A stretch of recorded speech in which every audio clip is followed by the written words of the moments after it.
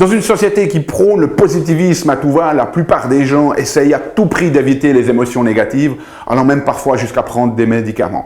Mais la vérité est que les émotions négatives peuvent être d'excellents guides, parfois même de meilleurs guides que les émotions positives. Dans cette vidéo, je vais vous montrer l'étrange pouvoir transformateur de l'ennui, de la frustration et de l'impatience.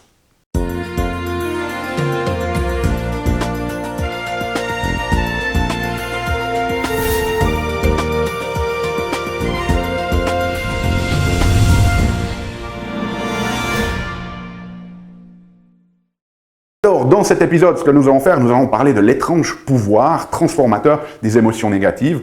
Je crois que c'est assez fair play de dire que la plupart des gens dans notre monde ici qui prônent le positivisme, eh bien, n'aiment pas ressentir des émotions négatives et donc cherchent à tout prix à occulter d'une manière ou d'une autre ces émotions, et cela passe souvent par la prise de médicaments, que ce soit par exemple des antidépresseurs, que ce soit des médicaments contre l'angoisse, que ce soit des médicaments contre les douleurs.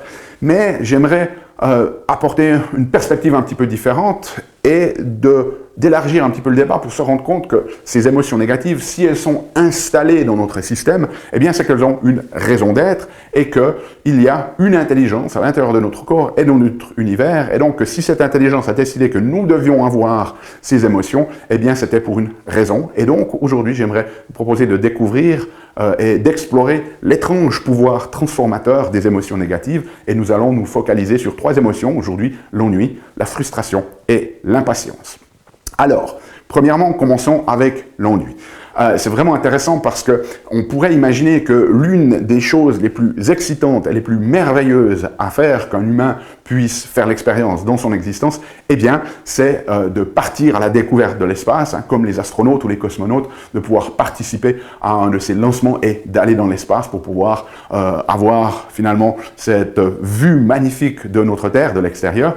Et pourtant, selon la NASA, eh bien, le problème principal auquel font face les astronautes, eh bien, c'est l'ennui. Okay? Alors ça paraît absolument contre-intuitif comme ça, mais c'est la réalité. Et donc cet ennui, eh bien, on l'a tous eu dans notre vie, et c'est en fait quelque chose que l'on n'aime pas, et elle fait partie de nous, cette émotion d'ennui, parce qu'en fait c'est une émotion régulatrice, un petit peu comme la douleur. Alors qu'est-ce que l'ennui essaie de nous enseigner? Eh bien, l'ennui, il est là pour nous signaler une chose, pour nous envoyer un message, pour nous faire nous poser la question, et cette question, c'est: est-ce que tu es en train de faire les bonnes choses? Est-ce que tu es sur le bon chemin? Et donc, cette notion, si vous souffrez d'ennui, eh bien, c'est simplement un espèce de feedback de votre subconscient, de votre conscience, pour vous dire: et mon coco, c'est peut-être temps pour de la nouveauté. Le chemin sur lequel tu es n'est peut-être pas celui que tu dois suivre. L'idée ici, c'est d'avoir un alignement entre votre vie et ce qui vous passionne. Et donc, si vous n'êtes pas aligné, si vous n'êtes pas sur ce chemin qui suit vos passions, eh bien, votre système va donner cette sensation d'ennui. Et donc, c'est vraiment quelque chose qui est important de comprendre, parce que ça va nous permettre, en fait, au lieu d'essayer d'anesthésier cette sensation désagréable, de simplement comprendre et décoder ce que notre conscience essaye de nous communiquer. Et dans ce cas-là, la notion d'ennui, eh bien, c'est vraiment de pouvoir se poser la question de savoir, voilà, est-ce que je suis en train de vivre finalement la vie que j'ai envie de vivre? Est-ce que ce n'est pas le moment de changer les choses si je sens qu'il y a trop d'ennui dans ma vie? Maintenant, j'aimerais juste faire une petite parenthèse aussi pour ceux qui sont plutôt dans l'entrepreneuriat, plutôt dans la notion de créativité. Eh bien, lorsque vous avez un business, vous avez pour but de toujours l'améliorer. Et très souvent, si vous êtes très créatif, si vous êtes dans l'entrepreneuriat, eh bien, vous avez toujours tendance à partir faire de nouvelles choses parce que c'est excitant. Mais en faisant cela, eh bien, on a tendance aussi à se dissiper. Et les personnes qui réalisent et qui créent des entreprises qui réussissent, eh bien, ce sont souvent des personnes qui se focalisent sur une chose qu'elles font très bien et qu'elles cherchent à améliorer constamment au jour le jour. Et le fait de améliorer les choses au quotidien, eh bien, c'est quelque chose en fait de très ennuyeux. Hein, si, imaginez que vous lancez un nouveau produit et que vous créez une page de vente d'informations sur votre produit, eh bien évidemment, c'est toujours plus excitant d'aller créer une nouvelle page pour un nouveau produit que de reprendre cette page et puis de faire des tests au quotidien pour améliorer en fait le message, pour essayer de faire que plus de gens achètent votre produit par exemple. Et donc le fait de revenir jour après jour sur cette page pour l'améliorer, c'est quelque chose chose de très ennuyeux. Et donc, il y a aussi cette dimension que ennuyeux, ça fait partie aussi finalement des sensations que l'on va avoir si on travaille sur la maîtrise de quelque chose dans notre vie, parce qu'il n'y a pas toute cette nouveauté. Et donc, ça veut dire aussi qu'il va falloir apprendre à vivre avec cette émotion d'ennui si vous êtes dans la perspective d'amélioration des choses. Voilà donc pour l'ennui. Parlons maintenant un petit peu de la frustration.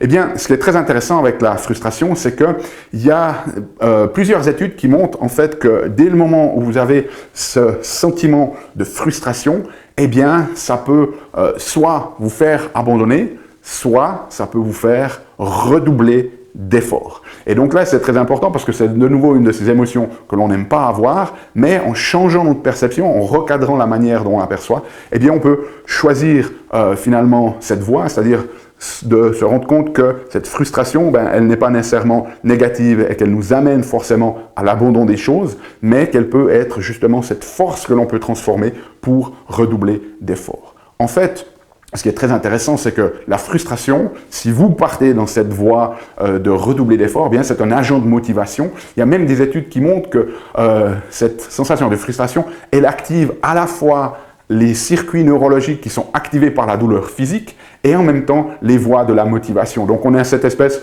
de double sens, si vous voulez, où quelque part c'est douloureux, mais en même temps ça peut être très motivant. Et donc l'idée ici, lorsque vous avez cette sensation de frustration, eh bien c'est de pouvoir la canaliser. Et là, ça va se passer de nouveau dans notre tête, dans notre état d'esprit, avec le type de questions que vous vous posez. Par exemple, si vous vous trouvez dans une situation où il y a un obstacle et que ça vous frustre et que vous allez dans l'affirmation, c'est-à-dire de dire « Oh, mais ça ne devrait pas arriver », c'est-à-dire de dire que vous imposez vos croyances sur la vie, plutôt que de prendre une approche inquisitive et de vous dire « Pourquoi est-ce que cela arrive ?» C'est-à-dire d'essayer d'avoir la curiosité de décoder ce que la vie nous donne plutôt que d'imposer nos croyances sur comment la vie devrait être, eh bien ça va vous permettre justement de canaliser cette frustration et de pouvoir utiliser son pouvoir transformateur sous forme d'agent motivateur qui nous permet de redoubler d'efforts justement pour résoudre ce problème, surmonter cet obstacle. Et puis finalement, parlons un petit peu de l'impatience.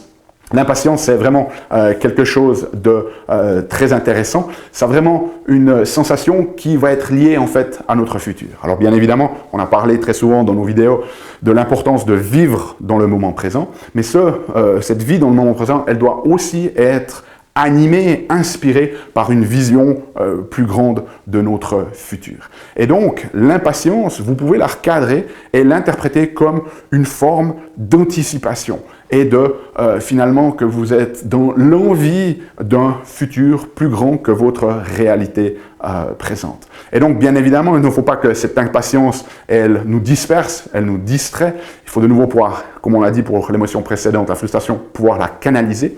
Mais la notion est ici que, si vous n'avez pas d'impatience du tout dans votre vie, ce n'est pas nécessairement que vous êtes juste quelqu'un d'abouti qui vit pleinement dans le moment présent, parce que ça c'est très rare, mais très certainement que vous n'avez plus suffisamment un futur suffisamment grand où vous avez cette envie, cette anticipation que ce futur se crée dans votre réalité. Et donc si vous n'avez pas du tout d'impatience, eh bien c'est vraiment la première des choses de se poser cette question-là. Est-ce que j'ai un futur suffisamment grand pour m'inspirer, pour avoir de l'anticipation? Maintenant, si vous êtes beaucoup dans l'impatience, eh bien, c'est de faire la même analyse. Est-ce que c'est vraiment lié à ce futur meilleur que j'attends? Et dans ce moment-là, eh bien, recadrer cette émotion comme de l'anticipation plutôt comme quelque chose de négatif. Et puis finalement, si l'impatience devient vraiment trop extrême et que c'est quelque chose qui vous stresse, eh bien, il y a un exercice assez simple que vous pouvez faire, c'est-à-dire de vraiment définir pour quel élément vous avez de l'impatience, qu'est-ce que vous aimeriez déjà avoir dans votre vie, et une fois que vous avez défini précisément quel est cet élément, eh bien, imaginez déjà sous quelle forme vous avez déjà cet élément dans votre vie, parce que dans la vie, rien ne se crée, rien ne se perd, tout se transforme, tout change de forme. Et donc, ce que vous imaginez qui vous manque et que vous aimeriez avoir, que vous visualisez dans le futur et qui crée cette impatience ou cette anticipation, eh bien, tout cela, vous l'avez déjà dans votre existence sous une autre forme. Et donc, la question ici, c'est de se poser sous quelle forme j'ai déjà ce que j'anticipe ou je suis impatient d'avoir. Voilà, j'espère que ces quelques clarifications sur l'étrange pouvoir transformateur des émotions négatives vous permettent de les transformer. Nous, on se retrouve la semaine prochaine pour un nouvel épisode. D'ici là, souvenez-vous, aimez la vie, émerveillez-vous et contribuez chaque jour un petit peu plus.